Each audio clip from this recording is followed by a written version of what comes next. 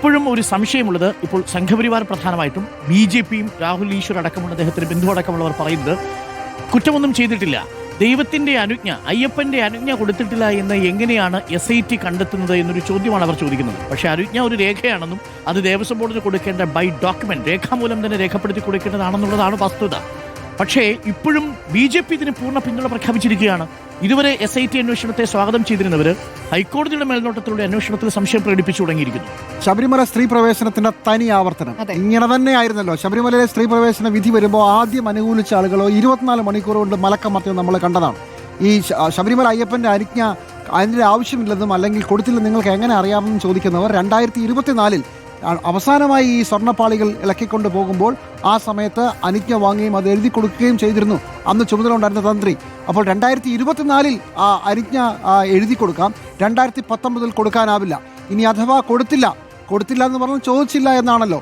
അല്ല, ഇനി ചോദിച്ചിട്ടുണ്ടെങ്കിൽ അദ്ദേഹം അങ്ങനെ പറയണ്ടേ? അദ്ദേഹം പറഞ്ഞത്, ഓൺ റെക്കോർഡിൽ പറഞ്ഞത്, അങ്ങനെ പുറത്തു കൊണ്ടുപോകാൻ ഞാൻ അനുമതി കൊടുത്തിട്ടില്ല എന്നാണ്. ശബരിമലയിലെ ഒരു പ്രധാനപ്പെട്ട ഒരു നടപടിക്രമത്തിനെ ലംഘിച്ചുകൊണ്ട് അല്ലെങ്കിൽ തന്ത്രങ്ങളെ, ആചാരങ്ങളെ ലംഘിച്ചുകൊണ്ടൊരു കാര്യം നടന്നാൽ അത് പുറത്തു കൊണ്ടുവന്ന് കണ്ടാൽ നോക്കി നിൽക്കുന്ന ആളാണോ തന്ത്രി?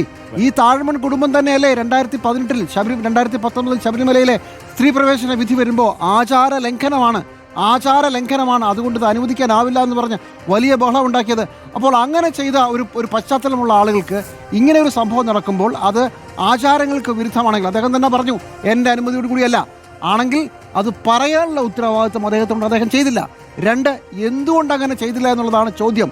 അത് ഗൂഢാലോചനയാണെന്നും ബാക്കിയുള്ള ആളുകളടക്കം ഇദ്ദേഹവും കൂടി ചേർന്നാണ് നടന്നെന്നുള്ളതാണ് SIT കണ്ടത്. ഒരു തെളിവ് കൂടിയുണ്ട്. പോറ്റിയുടെ സ്വന്തം ആളാരാണ്? അതേ തന്ത്രിയാണ്. തന്ത്രിയും പോറ്റിയും ചേർന്നുള്ള ഒരു കമ്പൈൻഡ് മൂവാണ് അദ്ദേഹത്തെ എന്തായാലും ശബരിമലയിൽ എത്തിച്ചത്. അതിൽ നമുക്ക് സംശയമൊന്നുമില്ല. അരുൺ, ഇതിനകത്തൊരു വളരെ തന്ത്രപരമായ ഒരു കാര്യമാണ്. ഇത് ആചാരവുമായി ബന്ധപ്പെട്ട കാര്യങ്ങൾ മാത്രം, ആചാരങ്ങളുടെ തലപ്പത്ത് നിൽക്കുന്നു തന്ത്രി എന്ന് പറയുമ്പോൾ ഈ അനുജ്ഞ എന്ന് പറഞ്ഞാൽ ദേവന്റെ അനുജ്ഞ ഉണ്ടെങ്കിലേ ഈ പറഞ്ഞ സ്വർണ്ണപ്പാളി ഊരിയെടുക്കാൻ പറ്റുകയുള്ളൂ.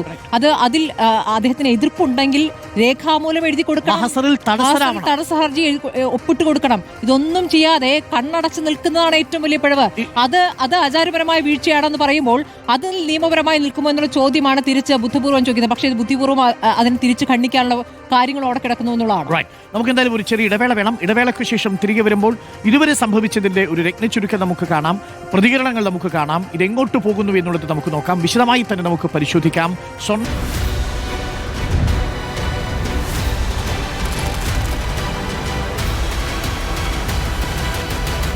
Debate with Dr. Arun Kumar.